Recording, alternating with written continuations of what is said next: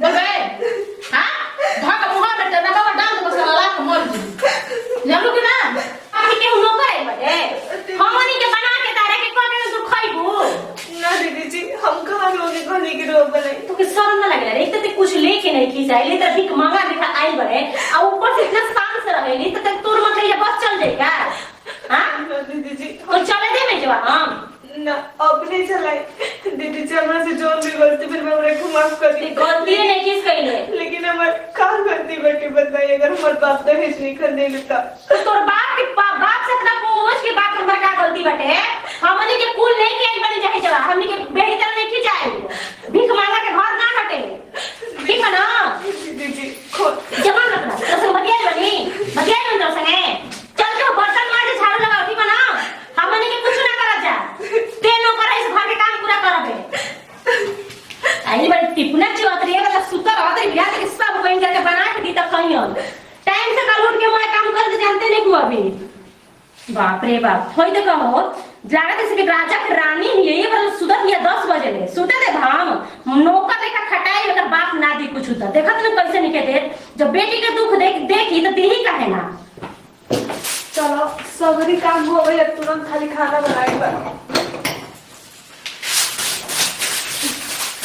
बाप रे बाप तनी लेट हो गई आज जागे में और कहीं अम्मा जी और देखी क्या बैठ जाके अभी तक खाना ना मिले बस थोड़ा सा झगड़ा लगा के सब्जी को दे लगा दिए और इधर चावल रखिए दे लगा दिए खाली सब्जी छोटे छोटे बनाए गए बाबा दिन रात सुनत रहा ताना टीम होली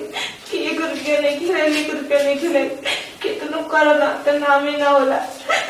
आखिर हम लोग का गलती बैठे अगर हमारे बाबूजी दहेज नहीं खिले लेता हमारे कहा गलती का जब जब हमारा याद पड़ता दीदी के बचिया लो तब तो बहुत दर्द होता था कोना कम होता तेरे घर आके पूरा पूरा हां तू कौन करू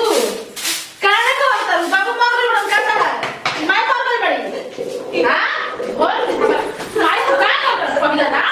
घर तू घर बैठ के कहां से का कर लिपस्टिक मार के कहां गए तू हां अम्मा जी भी सिखाए को ये कोई घर के काम नहीं भी तो काम पर तो बुझाते रहे कि ये बोलते मेरा घर में आग लगा रहा है कि कुछ तो बाप देहलस ना अगर हम लोग लगा रहे तोरे खाती अब बेसर बारू ना उस तार भगवान से आदत दियल खुद जरूर कि ना कोई चलो तब करो तब पाप मार में पसंद गोभी बिहार कि ना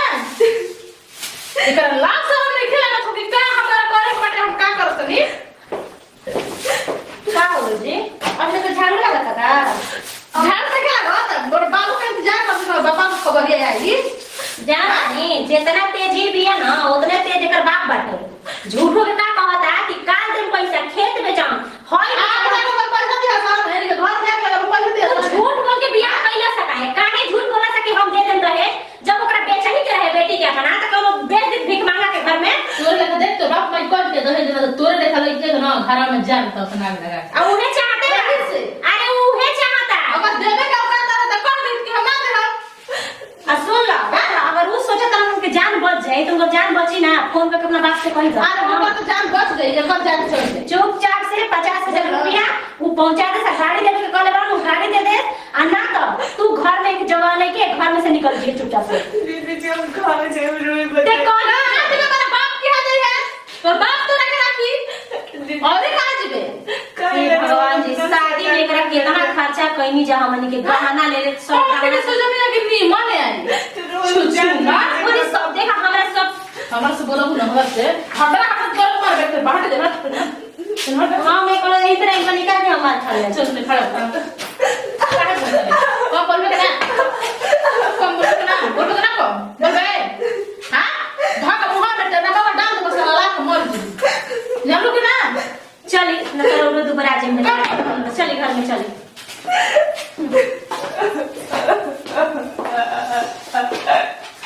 मैंने कहा गई थी भगवान उनकी खाई दूर सजा देता है आखिर कौन तक सुधर के सजा देता है भगवान हमारे बाबूजी के काम करती बात ये ना क्यों मेरे पास पैसा नहीं के तो कहीं सुन के कौन मोर के भगवान इंसान के कोनो बोले के अगर नहीं रहा तो मन नसीब ऐसा काहे लिखलो भगवान का दुश्मनी रे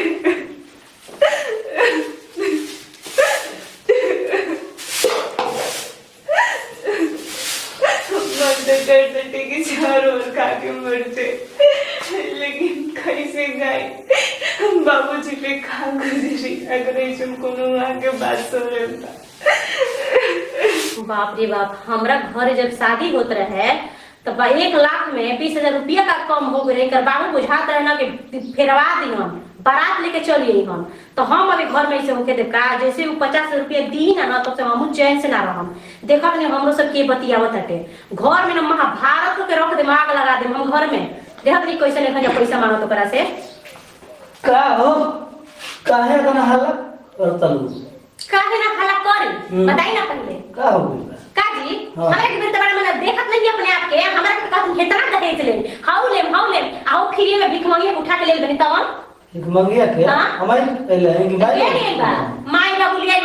लिया बता तू ने खा जाना तो तू ना भागत रह हां भुला के ले मारवा में से